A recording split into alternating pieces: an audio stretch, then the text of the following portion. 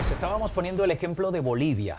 Estábamos poniendo el ejemplo de Bolivia, que es un país que tiene acuerdos bilaterales, pero es al contrario, ¿no? al contrario, No tiene bilateral multilateral y no tiene bilateral. multilateral. O sea, definitivamente sería bueno poner un caso práctico. Hay algunos casos prácticos, unos esquemas por allí que nos acercarían a Bolivia. Ahí lo tenemos de fondo, lo tenemos en pantalla. Un trabajador boliviano en España afiliado y con cotizaciones a la Seguridad Social española. Ahí está más o menos esa tabla comparativa de cómo podrían quedar las cosas para esa persona. Si el trabajador boliviano cotiza aquí 15 años o más, ya no tiene necesidad del convenio, porque la Seguridad Social Española le reconoce el derecho a una pensión contributiva, pagándola después donde resida, independientemente que esté o no, si es contributiva, independientemente que esté en España o no. Pero si, por ejemplo, cotiza 13 años, ¿qué es lo que tendría que hacer una persona de Bolivia? Pues va a ser muy difícil que, aun teniendo algunas propuestas en Bolivia de alguna favorable, pues va a intentar resistir 2 años más cotizando y no va a poder tener la libertad de regresar porque le interesase. En el caso del convenio, existiendo el convenio, no tiene problema. Regresa a Bolivia, cotiza allí los años que sean correspondientes y después se sumarán y España le pagará la parte proporcional a los 13 años trabajados. No pierde el derecho. El convenio lo que concretamente está evitando pérdida de derechos a la población emigrante. Le permite una movilidad mejor por elección propia del emigrante. Hay otros países, como es el caso, usted introducía el ejemplo de Paraguay. Sí. Imaginamos que estamos en presencia también de un trabajador paraguayo que trabaja o ha trabajado en España durante su vida laboral. El tema con Paraguay sería más o menos, hay convenio bilateral entre España y Paraguay, sí. En ese caso sí, pero también hay convenio multilateral. Sí. Entonces, vamos a poner esas imágenes mientras usted también nos va explicando un poquitito cómo funcionan las cosas, ¿no?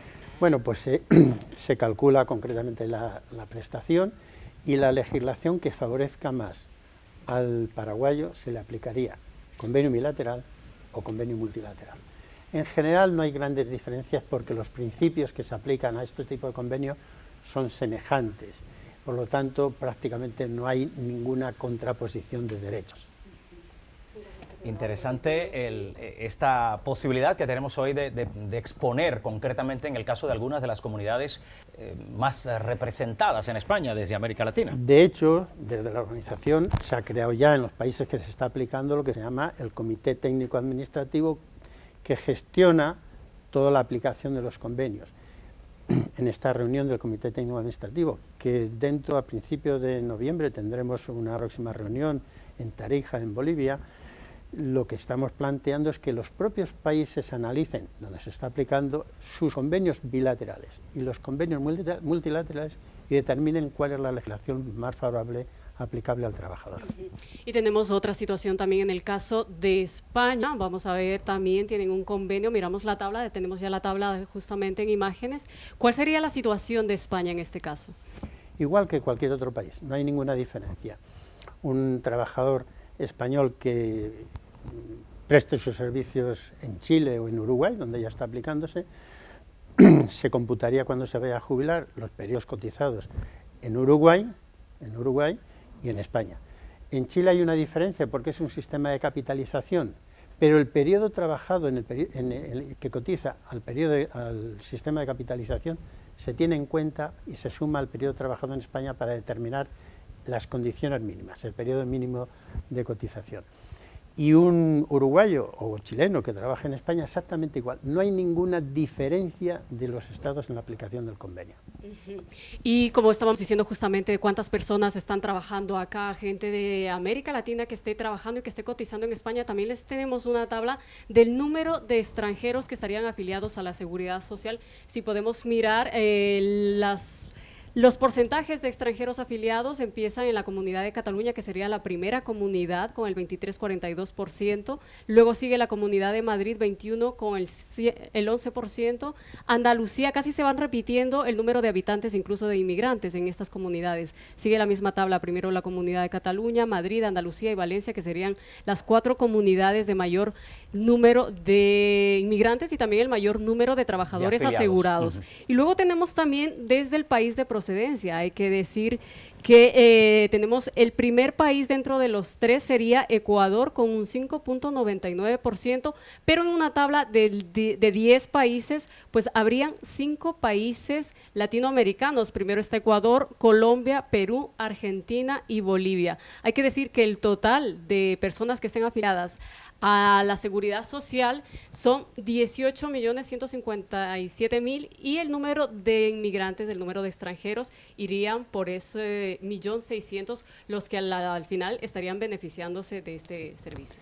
Hay un elemento importante que tanto en todos los países del área iberoamericana es clave, y es que los trabajadores tienen que pensar que deben de estar afiliados legalmente en la economía formal, porque si no están perdiendo derechos, ahora sí, en su momento de la vejez o en la incapacidad, que también es un problema no solamente cuando se jubilan, sino una situación de uno que está en una incapacidad por un accidente de trabajo, por poner un ejemplo. Por tanto, quiero decir que se debe advertir a los ciudadanos que ya es más importante que nunca el estar en la economía formal cotizando, porque esa cotización la cotice en Bolivia, en España, en Uruguay o en Chile, le va a servir el día de mañana, todas, para recibir una prestación en la vejez, una pensión. Don Adolfo, esa noticia, perdón un segundo, es muy importante lo que usted acaba de decir, pero ¿cómo se hace ahora en esta situación cuando a la cantidad de gente, un número grande de personas, se ha ido al trabajo informal o al trabajo subterráneo, como le llaman? Sí, la denominada economía subterránea. Sumergida, ¿no? Entonces, ¿cómo harían pues esas personas que pueden perder el derecho? Desgraciadamente, el que trabaje en economía informal o sumergida no paga cotizaciones sociales en ningún país, no se computa su periodo de cotización y es como si no estuviese cotizando. Están perdiendo un derecho social muy importante cuando tienen una contingencia, que es cuando reciben la prestación. Por eso la economía informal tiene una vertiente muy negativa, la principal para el propio trabajador. Estamos recibiendo muchísima información de interés y muy actual en torno a temas de seguridad social. Decía usted, señor Jiménez, el caso de coyunturas muy particulares en materia de salud del trabajo. Esta ha sido otra de las aristas de la propia Organización Iberoamericana de Seguridad Social, las estrategias en materia de seguridad y salud del trabajo o en el trabajo. En ese sentido, ¿se habla también de políticas iberoamericanas?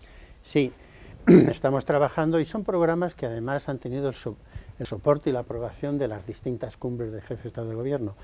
Pero estamos trabajando en una estrategia iberoamericana de seguridad y salud en el trabajo, porque, fíjense, en América Latina,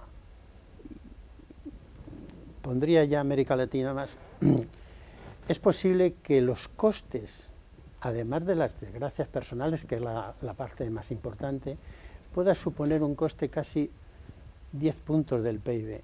¿Qué supone el coste del accidente de trabajo en Europa en promedio o en Estados Unidos? Entre 3 y 4 puntos.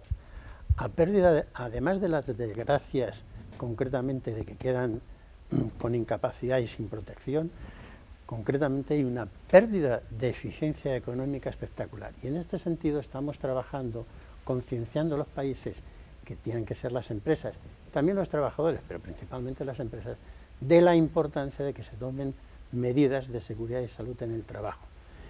Y desgraciadamente en América Latina, en algunas zonas, aún nos encontramos con trabajo infantil.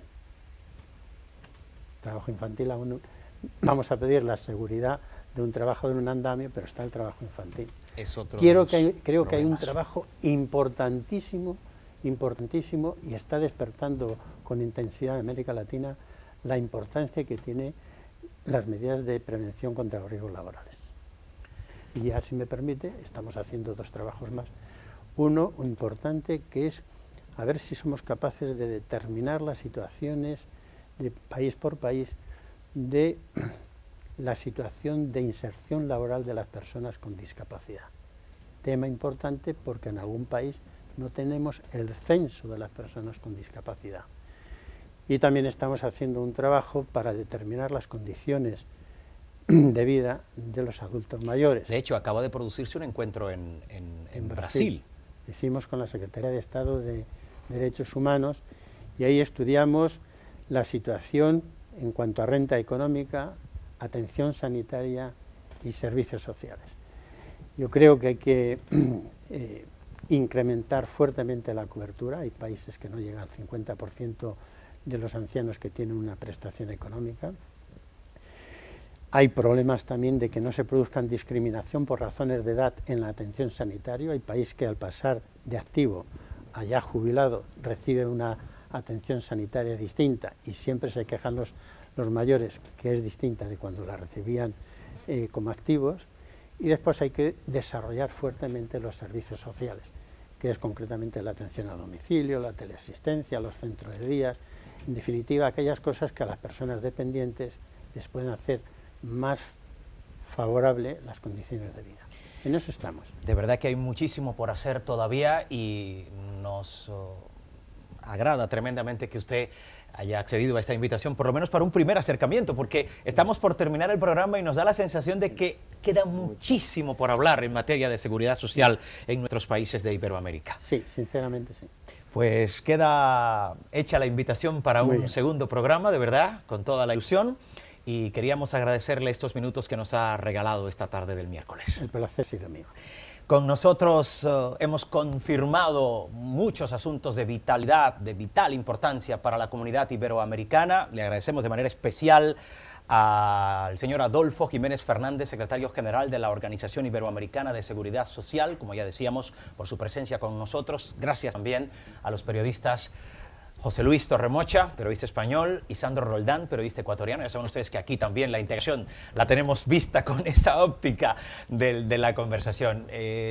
Maggie Cruz, mañana te tomas un descansito, pero vuelves el viernes. Un descansito también. Digo, y entre todo, comillas, claro, ¿no? un descansito entre comillas. Agradable totalmente el tema cuando tú citabas a los dos compañeros que están con nosotros de España y de Ecuador, porque realmente son temas que nos llegan a todos, temas que tienen que ver con el aspecto laboral de todos y que ahora estamos pues incursionados en este asunto y que nos interesa de sobremanera. Pues así vamos a terminar. Muchísimas gracias a los telespectadores que siguen buscando la señal de Iberoamérica Televisión en cualquier momento del día, pero especialmente a partir de las 6 de la tarde para acompañarnos en Confirmado. Por cierto, mañana nos acercaremos a la evolución del estado de salud de la presidenta argentina Cristina Fernández y analizaremos cómo van las cosas en ese país. Recuerden que el 27 de octubre tienen lugar en Argentina elecciones legislativas. Serían unas elecciones sin el protagonismo de la presidenta. De eso hablamos, de eso reflexionaremos aquí. Será como siempre a través de Iberoamérica Televisión. Confirmado. Regresamos mañana.